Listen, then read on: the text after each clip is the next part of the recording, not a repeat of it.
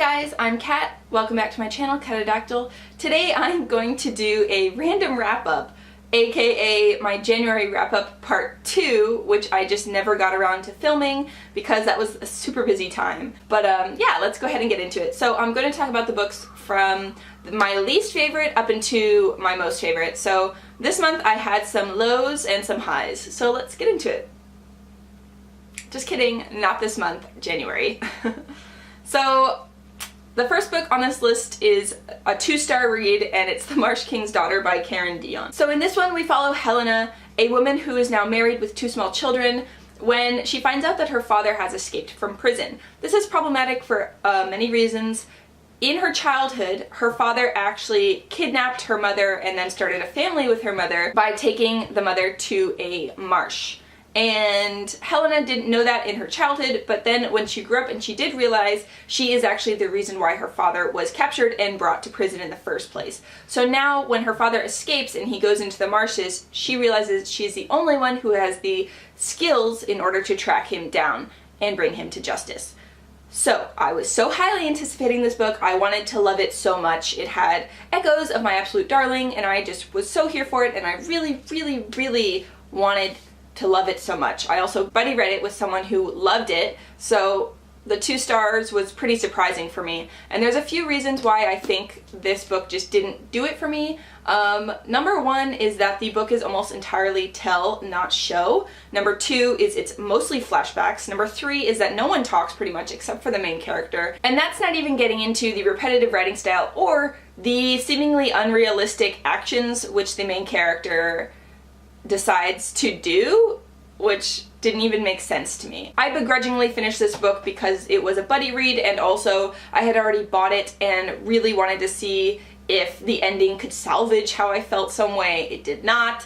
I don't think I would recommend this book, and I don't think that I will be reading Dionne again. I think her writing style is just something that doesn't gel with my personal palette. So unfortunate, but that's what it is. The next book is Daily Rituals by Mason Currey, and I gave this book 3 stars overall. So this is a collection of nonfiction accounts of the ways in which great artistic minds go about their daily rituals. So it is exactly what it says on the tin. How great minds make time, find inspiration, and get to work.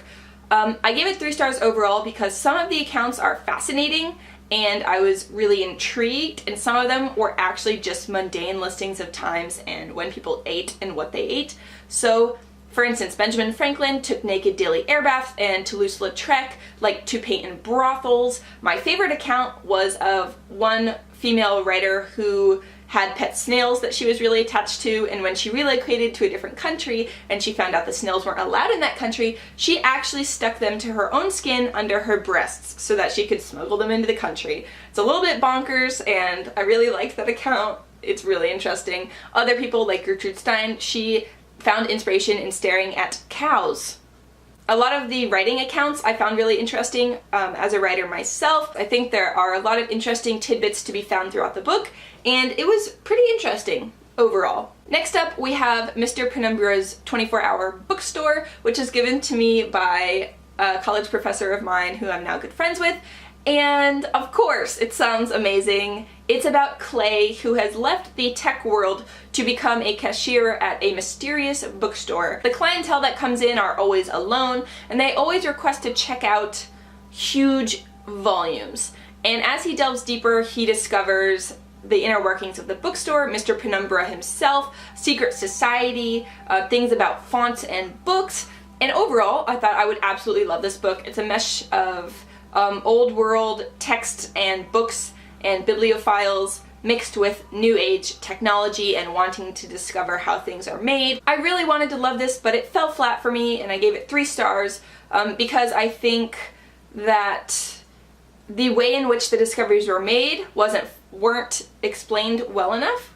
Also, the characters weren't fleshed out in any real manner, or they were stereotypes. And finally, the climactic scene was written in such a way that it wasn't even climactic at all, and it ruined the tension for me till the end of the novel after that. And I just didn't really gel with this novel, even though I really thought I would. So this was kind of a letdown, and I wish that I had liked it more, but I didn't. So overall 3 stars. So the next book that I read was I Am the Messenger by Markus Zusak. So when I saw this in the store, I actually did a double take because I didn't realize that Markus Zusak had written anything other than The Book Thief, which I loved. So we follow Ed Kennedy, who is a uninspired cab driver who's underage, and he's pretty bored with his life until one day when he inadvertently stops a bank robbery, and then he receives his first ace in the mail and he becomes the messenger. And the messenger gets involved in other people's life, dealing out compassion or pain as needed.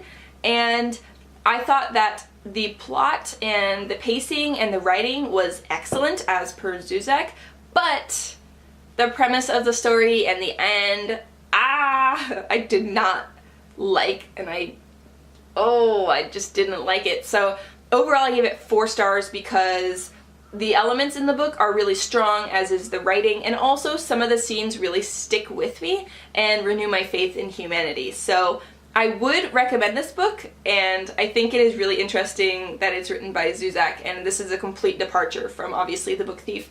So overall 4 stars, pleasantly surprised, had some problems, but yeah, intriguing to be sure. So the next book I read is A List of Cages by Robin Rowe, and this book just came out of nowhere. So we follow Adam, who is assigned to be the school psychologist's aide, and she asks him to track down a freshman who has been avoiding coming to psychology appointments, and he finally tracks him down and finds out it's Julian, a boy who was his foster brother about 5 years ago. Only now, when Adam is so excited to see Julian again, he realizes that Julian is actually a completely different boy than he knew, and something has gone horribly wrong. So this book, wow, oh my god,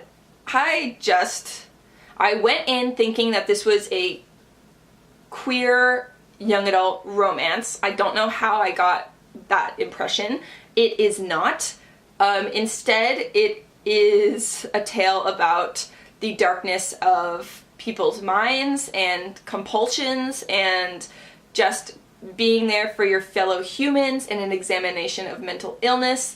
And wow, my heart was just blown to smithereens, and it was amazing. I gave it 4.5 stars. I went in thinking it was something else, and it completely reversed that, and my mind was blown. And I can't believe this is Robin Rowe's first novel.